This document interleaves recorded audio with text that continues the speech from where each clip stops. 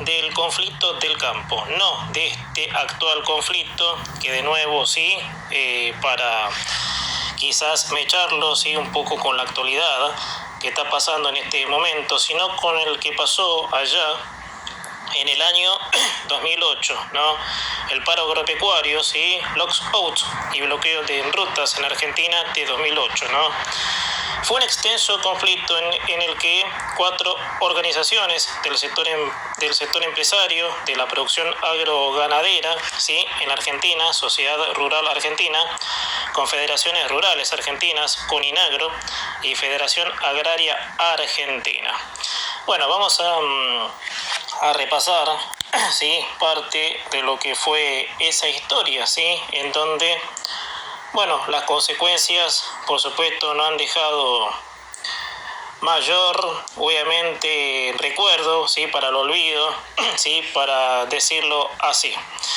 Bueno, te decía, tomaron medidas, ¿no? Estas organizaciones empresariales, ¿no? De acción directa contra la resolución 125/2008 durante la presidencia de Cristina Fernández de Kirchner, que establecía retornar hacia un sistema móvil para las retenciones impositivas a las exportaciones de soja, el trigo y el maíz. Bueno, acá están las fotos de la época, ¿sí? La marcha Plaza de Mayo, ¿sí? Por ejemplo, los cortes de rutas. Bueno, vamos a meternos en historia en el día de hoy. La medida patronal se extendió por 129 días, desde el 11 de marzo de 2008 hasta el 18 de julio, ¿sí? Del mismo año.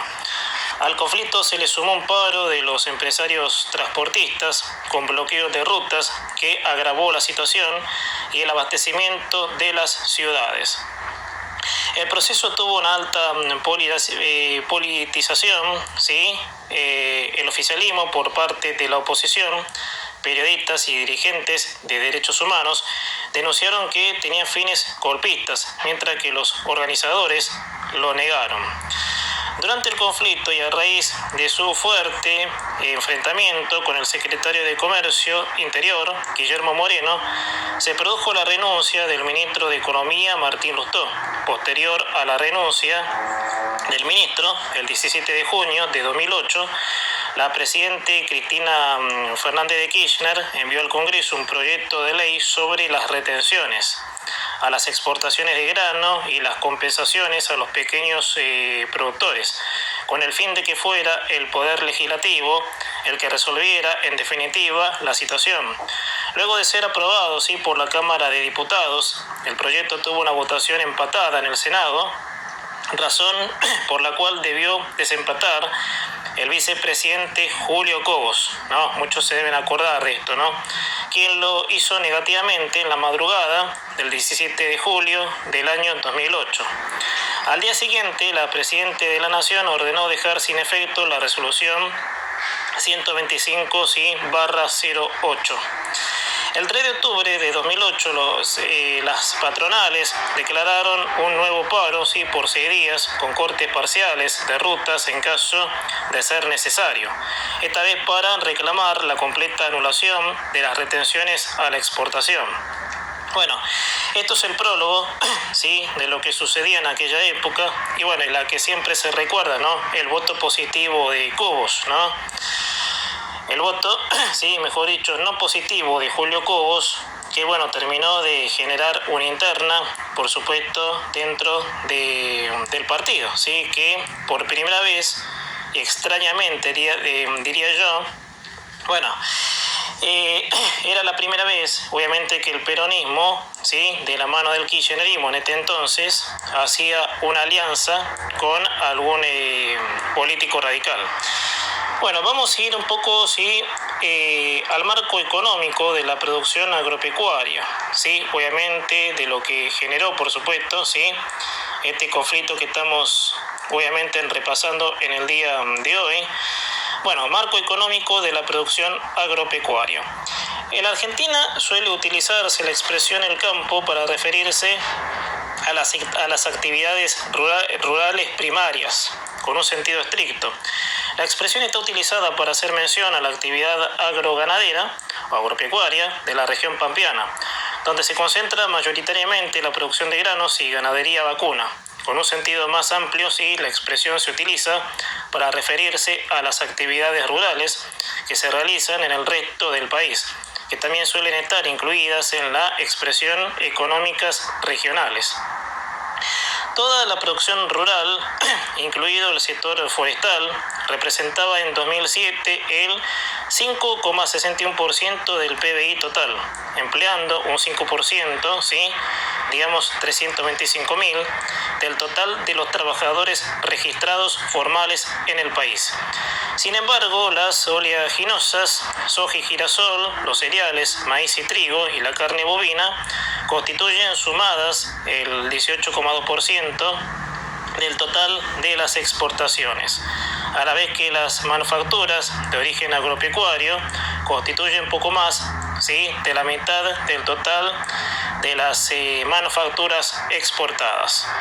El censo agropecuario de 2002 estableció que en la Argentina existían 333.533 establecimientos agropecuarios, un 21% menos de los 421.221 que registró el censo de 1988 y casi la mitad de los 600.000 censados en 1966. De ellos, 137.021, casi la mitad, poseen 2,28 millones de hectáreas, 16,7 a cada uno, mientras que 936 propietarios poseen 35,51 millones de hectáreas, lo que sería 38.000 a cada uno. La superficie agropecuaria es del 174,8 millones de hectáreas, de las cuales 57 millones se encuentran en la Patagonia. De aquel total, 38,1 millón de hectáreas se encuentran implantadas y 90 de ellas se encuentran en la región pampeana. Mientras que en 2002 la siembra de granos, oleaginosas y cereales abarcó 23 millones de hectáreas, en la campaña 2007-2008 la superficie sembrada con granos alcanzó 3,7 millones, obviamente, de las cuales 16,9 millones se dedicaron a la soja.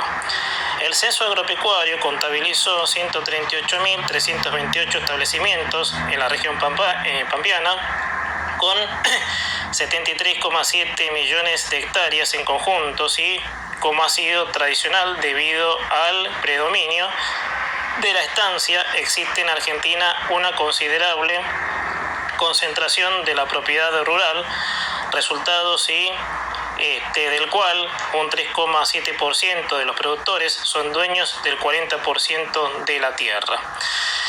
Esto es una descripción, lo que en ese momento fichó, obviamente, el gobierno kirchnerista para, por supuesto, agarrarse de eso, ¿no? Tildándolo de terratenientes, por supuesto, a los productores agropecuarios. Vamos un poco a los antecedentes. En 1998 la economía argentina comenzó una grave recesión que se extendería hasta 2002 y tendría su momento culminante en la crisis política, económica y social que provocó la caída del presidente Fernando de la Rúa. A partir de 2003 el país se recuperó económicamente. Bueno, esto es relativo, yo le estoy leyendo. Quiero aclarar, de que el país había mejorado antes, obviamente, Bueno, entonces es un pasaje que obviamente no lo voy a decir todo porque acá hay datos que no son, considerables, obviamente, porque el kirchnerismo, como siempre lo digo, ha, por supuesto, fulminado los principales cánones económicos. Por eso voy a pasar a las retenciones a la exportación. Bueno, las retenciones a la exportación han sido un mecanismo de recaudación tributaria relativamente habitual en la historia económica de la Argentina, establecidas por primera vez en 1862 por el presidente Bartolomé Mitre. Se mantuvieron casi sin modificaciones hasta 1905 durante el modelo agroexportador llevado adelante por los gobiernos conservadores liberales del Partido Autonomista Nacional, La Unión Cívica Radical volvió a establecerlos entre 1918 y 1925 durante las presidencias de Hipólito Yrigoyen y Marcelo T. de Alvear. Las llamadas Revolución Libertadora, en 1955, Revolución Argentina, en 1967 también establecieron retenciones a las exportaciones, alcanzando este último caso un monto del 40%, también durante el gobierno de Raúl Alfonsín.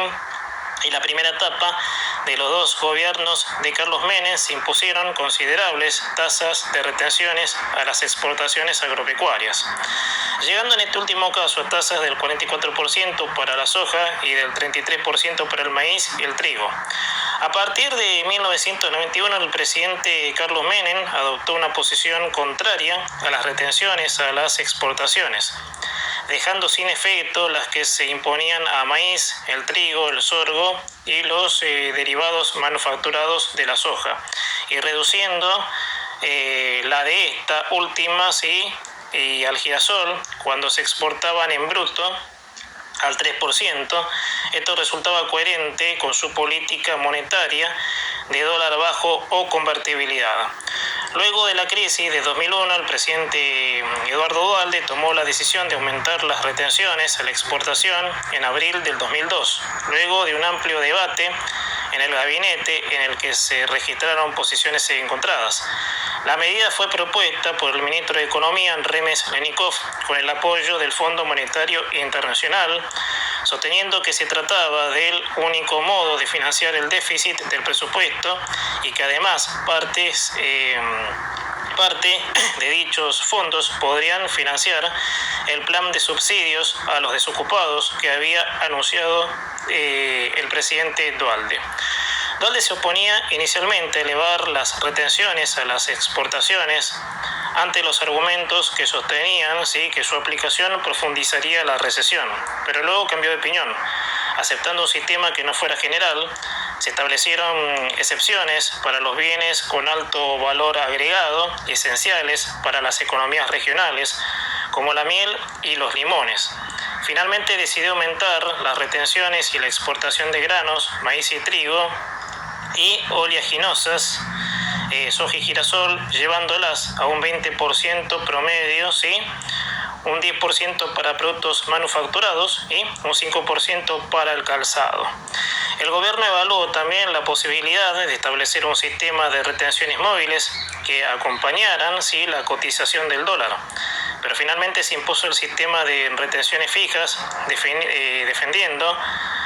defendido por el ministro Remes Lenikov. La medida fue muy criticada por las organizaciones patronales agropecuarias, que amenazaron con tomar medidas de fuerza. Se está vislumbrando un paro, camionetazo o corte de ruta. Aún no se sabe qué, pero hay que adoptar una medida. Bueno, Dardo Chiesa, presidente del CARVAP, por supuesto, había escrito esto, obviamente anunciando ese paro. Luego de la caída del precio internacional de la soja en 2005, su valor volvió a subir en los años subsiguientes, hasta alcanzar valores récord a comienzos del 2008.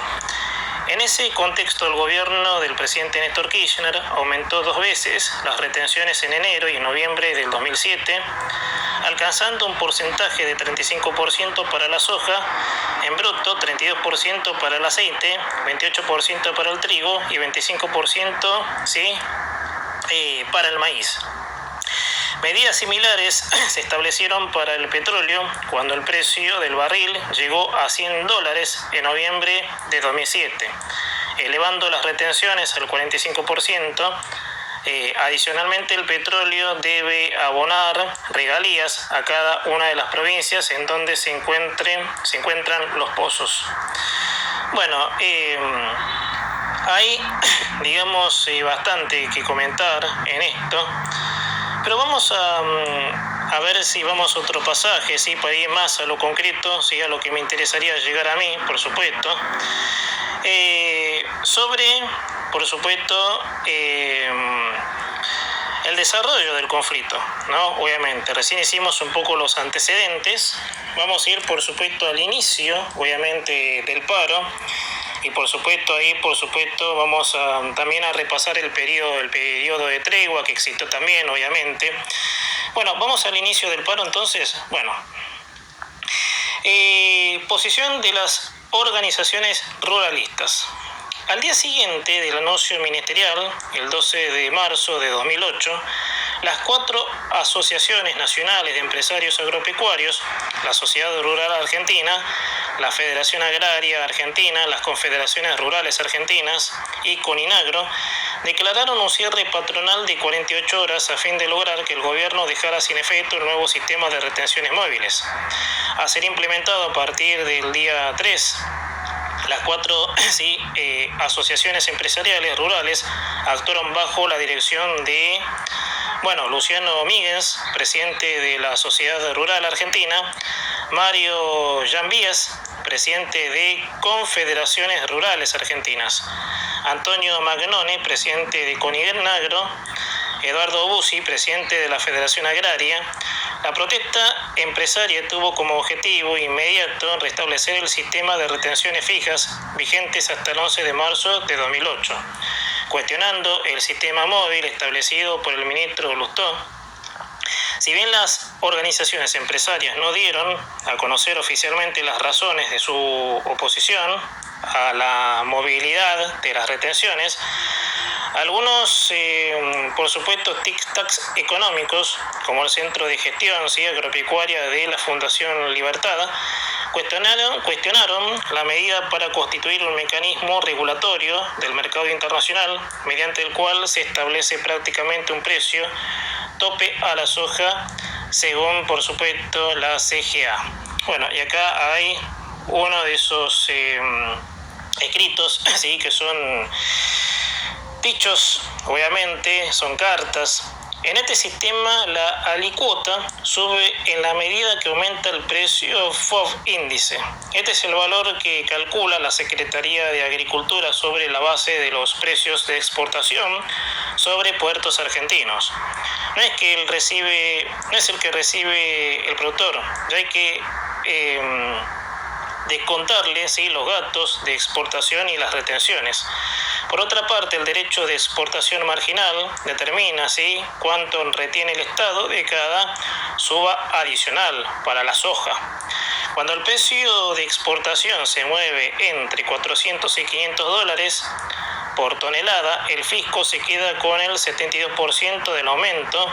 Cuando oscila entre 501 y 600 dólares, capta el 81%. Cuando se supera los 600 dólares, se queda con el 95%.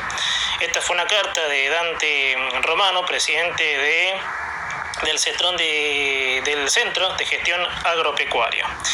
La protesta se orientó también a cuestiones más profundas, algunas de vieja data de la economía argentina, como la concentración de la propiedad de la tierra y la situación de los pequeños propietarios que trabajan personalmente la tierra. La oposición campo versus industria, viejo debate sobre si Argentina debe tener actividades industriales, y las implicancias de los nuevos grandes grupos económicos, ¿sí?, que están controlando la producción rural, con muy altas tasas de rentabilidad y uso intensivo de la biotecnología, esencialmente orientada a la producción sojera, aunque esas mismas propuestas son contradictorias en cada una de las 4 organizaciones patronales. Puntualmente, la FAA propone recrear las juntas nacionales de carnes y de granos, ¿sí?, 2 instrumentos de intervención estatal desaparecidos en la última dictadura. Las organizaciones justificaron sus acciones sosteniendo la falta de respuesta del gobierno a las críticas sobre la política agropecuaria que ha afectado principalmente al pequeño y mediano productor, al reducir a mínimos los márgenes de rentabilidad, que las retenciones se han ido aumentando desde diciembre de 2001 y que el gobierno no tiene en cuenta que muchos de sus costos no están especificados, como los del gasoil y los fertilizantes. También se oponen al cierre de las exportaciones de trigo y a la restricción de las carnes, obviamente, dispuestas para dar prioridad al mercado interno y al precio máximo establecido para la leche en el mercado interno. Bueno, vamos un poco a las modalidades del paro. Las entidades anunciaron que el cierre patronal era exclusivamente comercial y buscaba impedir que funcionaran los mercados de alimentos, pero sin que las empresas rurales suspendieran sus actividades productivas. Esta modalidad recibió críticas argumentando que de ese modo se afectaba a otros sectores del país. Los ruralistas diseñaron un movimiento de larga duración recurriendo a múltiples modalidades de acción directa, como los bloqueos de rutas, puentes y puertos, movilizaciones callejeras, suspendieron de la cadena de pagos, ataques a transportistas, etcétera, obviamente. Que eso, digamos, es la típica cuando te meten el dedo en la llaga, pero bueno. El 14 de marzo del 2008, las asociaciones empresarias extendieron la medida de fuerza, disponiendo piquetes de terratenientes en diversos puntos estratégicos del país, para bloquear las principales carreteras y vías férreas e impedir el transporte de alimentos hacia la población de las grandes ciudades. Los cortes comenzaron al sur de Santa Fe, norte de la provincia de Buenos Aires, Córdoba capital. Tras 14 días, la medida de fuerza se convirtió en una de las más largas ocurridas en la historia argentina reciente. Bueno, gente, quiero hacer un paréntesis aquí para seguir leyéndote esto, obviamente. Ahí está, ¿sí? El calificativo, los terratenientes. O sea que los que tienen tierras funden el país para esta gente, pero bueno. Los cortes de ruta fueron especialmente conflictivos durante la Semana Santa, afectando seriamente el traslado de los turistas y los camiones, provocando algunas fuertes confrontaciones con turistas y pasajeros con necesidades urgentes y derivando en algunos episodios de violencia. Bueno, el kirchnerismo hizo, mejor dicho, ¿sí? Usufructo de esto, ¿no? Porque cuando más violento se pone el clima, ¿sí? Al kirchnerismo que le convenía.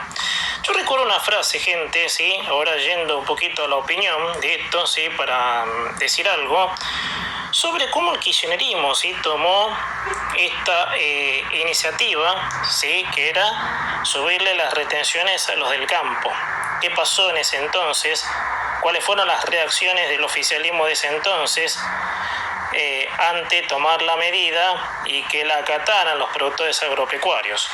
No sé si ustedes recuerdan, ¿sí? Eso por supuesto haciendo al pasar, ¿sí? Así como un comentario, al expresidente, ¿sí? Ayer obviamente se lo recuerdo mucho, ¿sí? Al expresidente fallecido Néstor Kirchner, que bueno, en estos días hubo conmemoración por parte de su camada. Había dicho en ese entonces, ¿no? Él ya no era presidente, era el primer año del primer gobierno de su señora, de su viuda, y él, sin que se le mueva, mejor dicho, iba a decir con la metáfora sin que se le mueva un pelo, pero todos los pelos se le movieron, alterado, había manifestado en ese entonces como imposición a que se acepte la medida a lo del campo. Una frase, por supuesto, muy recordada. Si quieren, armen un partido, ganen las elecciones y hagan lo que quieran. Como, digamos, como el que tenía que hacer lo que quiera era él por estar en el poder. Fíjense a dónde han llegado, obviamente, en esa época, donde transcurrido el tiempo, sí, no se sabía, obviamente, quiénes eran, obviamente, esos poderosos, sí, que hacían lo que quieran. Y fue así, gente. Fue una cosa desopilante, pero bueno. Bueno, vamos a ir en estos minutos, obviamente, casi finales, a la tregua, obviamente. Bueno, inmediatamente después de la decretada la tregua, comenzó la cosecha gruesa. Iniciándose por la soja, que ya se encontraba retrasada, para pasar luego sí, a la del maíz y girasol. La tregua fue aprovechada también para enviar los embarques ya comprometidos. Ante la posibilidad de que el conflicto se extendiera, los propietarios recurrieron masivamente sí, al silo bolsa, una reciente innovación que permite mantener almacenados los granos en el campo, sin coste, sin la presión de vender la cosecha. En líneas generales, los ruralistas en paro podrían llegar a guardar la cosecha sin vender hasta 4 meses. Por otra parte, en junio los propietarios debían cobrar alrededor de 7.000 millones de dólares correspondiente a la cosecha, ¿sí? En total, los organizadores del paro calcularon vender solo un tercio de la cosecha, ¿sí?